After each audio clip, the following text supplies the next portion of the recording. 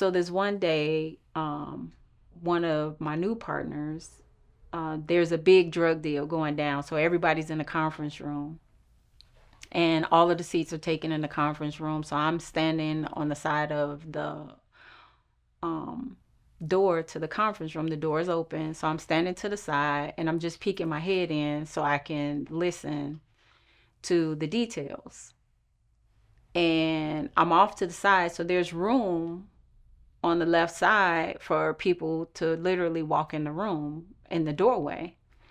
But this particular day, I guess my teammate was feeling himself, male white.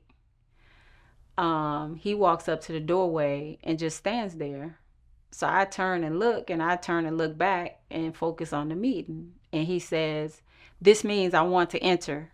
So I turn and look at him, and I look back, and I kept looking. And then I didn't move, and he didn't try to get in. Like I said, there was enough room to get walk in and out of the room freely. I was just peeking my head in on the side. And he says again, "This means move."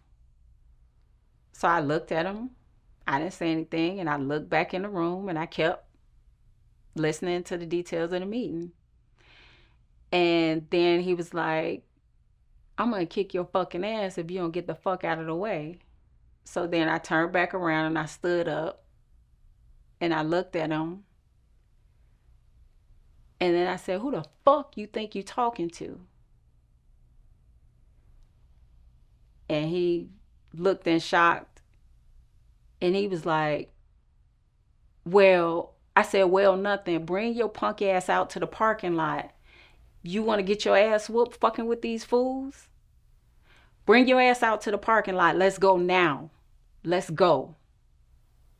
"Well, no, ain't no well. Don't get it twisted.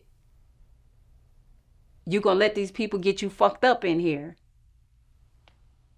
And so he takes a step back, and then I went back to my same position, looking inside of the door, listening to the details of the meeting. And so I have been sitting at my chair at my desk, and my teammates will walk past, or someone will walk past and push very hard the chair up into the desk as if to knock the wind out of me. But I was already sitting so close up on the desk. So if they would do such a thing, there was minimal impact. But just the thought, I have had people walk up on me and then try to quickly go to the side and trip my feet up. Just all kind of silly nonsense. And I would just laugh at them. And after the press conference happened, they put me on desk duty. So then I guess they really thought that they were really putting the pressure on them. So no one would talk to me in the office. So I just would go to the computer and type. I would look through my files. I would work on leads. I would do anything. We had a hotline at that time, and I would take calls off the hotline and process them, and just, you paying me to come to work, I'm going to work, and I'm not stopping. So I would bring my Bible to work every day and read, and then I would go do some work, and I read some more and go do some work. So this particular day, I went back and talked to another black officer. His name was Mike, and I guess they set him up to tell me not to come to work anymore. And he says to me, like, "What are you doing? What are you doing?" I said, "What do you mean? What am I doing? I'm at work. I'm working." He was like, the stress and tension is, man, how can you stand there? Nobody wants to talk to you." I said, "That's fine. I'm not here to be talked to." He was like, "Look, if you don't take some time off work, they're going to kill you." I said, "Really?" He said, "Yeah, it's too much tension. It's just taking a toll on everybody. It's just too much. You just need to take off work and let this cool down and then come on back." And so he says, they're going to kill you. And I said, they can't do nothing to me. My God won't allow. He said, your God can't stop no bullets. And I said to him, you don't know my God. And I walked away. And I started wearing t-shirts, Jesus sayings on t-shirts to work with my Bible. And then they came to me and said, you can't read your Bible. It's a conflict of interest. I said, so all of this pornography that you all have on the walls and these pornographic magazines that you have around, that's not policy. So what's wrong with me reading my Bible? So it was just any little thing that they could try to trip me up, get me into some kind of altercation so they can have any excuse to send me back. So they couldn't, they were unsuccessful. And at this time, Andy was coming to the office almost every day, talking to the director, talking to the deputy director, threatening them, telling them, why is she still here? What the fuck is wrong with you? You don't know how to handle this fucking nigger? This nigga bitch is running this office and you punk ass just going off. And I would just walk around the office doing what I do, getting paid, go sit down, eat my lunch, clean up, stay out of the way, bother nobody, say nothing to nobody. And one day I came into the office and the director, who was fairly new, another male white, he says, you're early turning all of your stuff. You're being sent back to your agency. And I said, okay. So I looked around him and talked to the secretary and I said, can you call Kathy and let her know I'll be keeping my pager? And she said, sure, I can do that for you. So he gets upset and he's like, I said you're going to turn in everything. And I said, okay. And I looked around him again and I said, make sure you call Kathy and let her know, okay? And she was like, okay. Then he begins to yell and turn red. I said to you, damn it, I know you heard me. You're going to turn in everything. So he's going off. And the secretary has reached Kathy. And she's like, Kathy's on the phone for you, Yorley. She wants to talk to you. So I said, sure. So I walk around him, get the phone. And I said, good morning, Kathy. This is Yorley. How are you doing? And she's like, I'm fine. How are you? I was like, I'm good, thanks. I'm being told I'm being sent back, but I want to keep my pager. So can you set that up and send me the billing and all like that? She was like, okay, no problem. It's done. I'll talk to you later. Have a good day. I said, have a good day. So I gave her back the phone and I walked off. He was fuming. You could see the smoke coming from his ears. So as I'm packing up my things, I go back to the secretary area and I ask one of the secretaries, are there any boxes? And she says, Yorley, please get out of my office. They told us not to talk to you. I don't want to lose my job. Just go. Whatever you can find, you can have, but I can't lose my job. Please get out of my office. And I was like, okay, no problem. So I found me some boxes. I was walking around with a two-wheeler and they had somebody take me back to the square. So I'm walking around the square with boxes, my boxes on a two-wheeler, and I'm sitting inside the chief's office. Now the chief has a back door to his office, and I see Andy DeVries walk in the front office, walk across the front door and go to the back of his office. Then the chief closes his door. So now he's having a meeting with Andy. So I'm sitting there reading my Bible. So I go in and finally talk to the chief, and he's like, Yorley, what happened? I said, I don't know. That I went in and they told me that I had to turn in everything and they were bringing me back here. Well, he said, I'm going to have somebody take you home and I'm going to find out what's going on and then I'll give you a call. I'm like, okay. So I get a ride home with my little boxes, and maybe a week goes by and I get this call from Marty Walsh again. And he says, Yorley, it's not working out over there for you. We're going to send you back to the jail. I just need you to come in. And I was like, okay. So every time they called me, I would never go in. And by this time, we had our case filed. Um, Also, prior to us filing the case, we had, JD and myself had gone to EEOC on our own with the statements that Andy had said to us, that more black men need to beat their black women. The dog doesn't like people, black people. And there's only one black lady that handles all of Cook County. Her name was Marita Buford. And we went to see her numerous times. And she was the only person that would handle all of the EEOC complaints for the Cook County Jail, the Cook County Courts, the Cook County Sheriff's Police. She handled all of that. And she would tell us every time, oh, your feelings are just hurt. They don't want to see me come there because they know I'll do this, that, and the other. But your feelings are just hurt. Don't worry about it. Go back to work. She would never even take a complaint for us. And that was before the lawsuit was filed.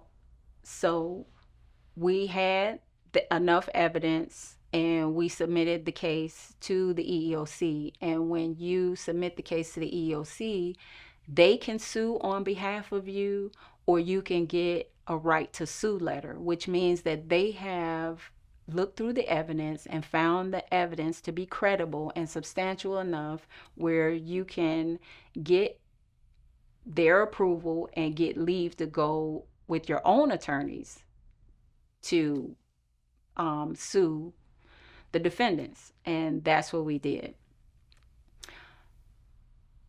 In the process of filing the lawsuit and getting the right to sue letter, when Mike tells me that they are going to kill me, that's a death threat. And I took it very seriously. It wasn't a joke. It was for real. As I said earlier, I work with the FBI, the Secret Service. So I called one of the FBI agents that I had worked some deals with, a black guy. And I said, listen, this is Royally Huff. I did this deal with you. He said, yeah, I remember you. What's going on? I said, listen, I need you to connect me with someone in your discrimination group. I'm getting death threats now. They're discriminating against me. It's escalated. They're doing all of these things. Nobody's listening to me. EEOC, we've been there several times. The black lady is telling me that my feelings are just hurt. And now they sent one of my partners to me telling me that if I don't take off work, they're going to kill me. So he says, I'll get right on it. Let me get right back to you. I gotta just give me a few hours and I'll get back to you. So he calls me back. He gives me the connect with the FBI discrimination agent, and I set up a time to meet him. I go down to their offices downtown, and I tell him what's going on. And he said, Marita Buford, the EEO agent, won't take these charges, and they just threaten to kill you. He said, don't worry about it. I'm going to take care of it. I'm going to call a supervisor. Before I could get off the elevator and into the lobby of the FBI building, I get a call on my phone. And I don't recognize the number. I'm saying, hello? And she's like, this is, can I speak to your early help? I said, this is she. She said, this is Marita Buford, and I am so sorry.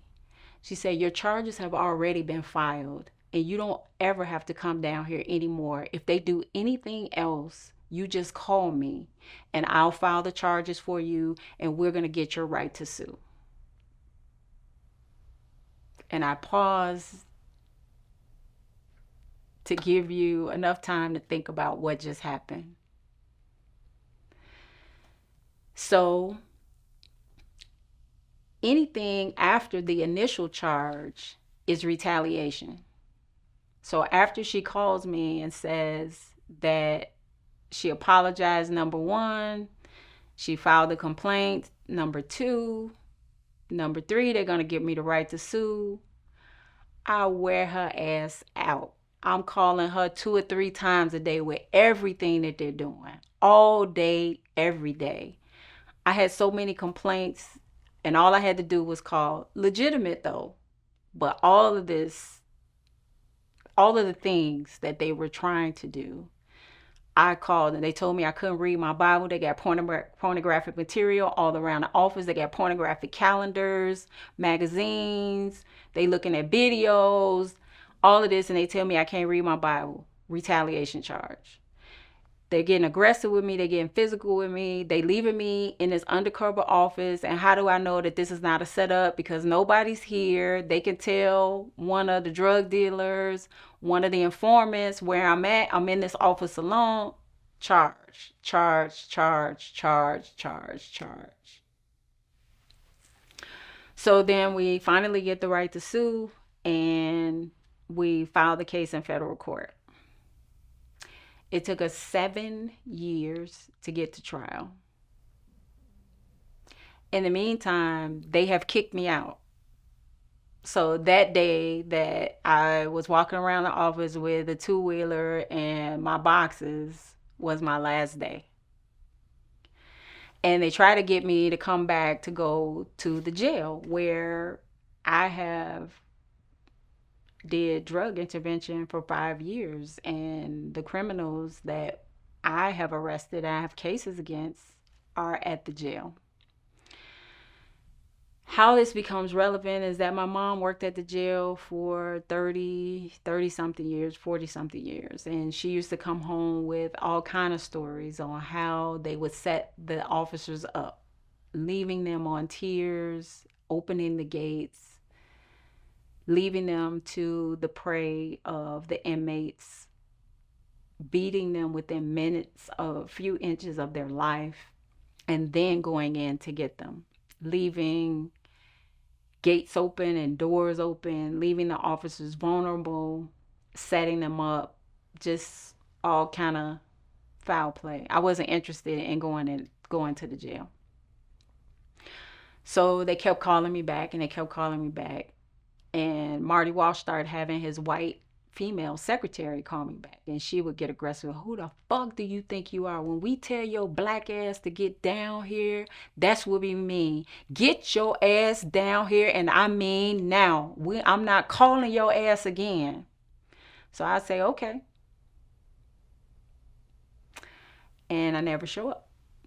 So finally, my attorney was like, just go down there and um, see what they want. So I say, okay, when do you want me to come? The meeting is set, and I go down there. Now, at this time, there's one black lady that I know that works in the Office of Personnel for the sheriff. And when I was a secretary, I used to work with her husband, and they would help people get into the county system because she was working in the personnel office. So she makes it her business to walk in front of me holding papers, and she says to me, whatever they offer you, take it. And keeps this is all in stride. And she's walking in front of me, and she doesn't even turn her head. She doesn't even acknowledge me. She just says, whatever they offer you, take it, and keeps on walking. So I'm like, okay. Um, I go in, I meet with Marty Walsh. When I go in there, there's a young male white in his office who he said was his intern. So he's like, Yorley is not working out. I just need you to sign these forms so, we could deal with your pension and all of this and all of that. So I take the form and I take the paper, and I take the pen as if I'm going to sign and hit the sign line. And I look up at the intern and I said, young man, you should be careful of what you allow yourself to be a party to. And I get Marty Walsh's attention because I hit the pen on the paper, and he's looking to see if I sign it, but I don't sign it. And I put the pen down and I tell him, you need to refer this to my attorney, and anything else you wish to say to me, you need to send through my attorney. And I get up and I walk out. And they're both red in the face, mad as hell, because this okie doke that they normally run on the so-called niggas, they didn't get this nigga. And now everybody's mad because this nigga is not the nigga that they were expecting.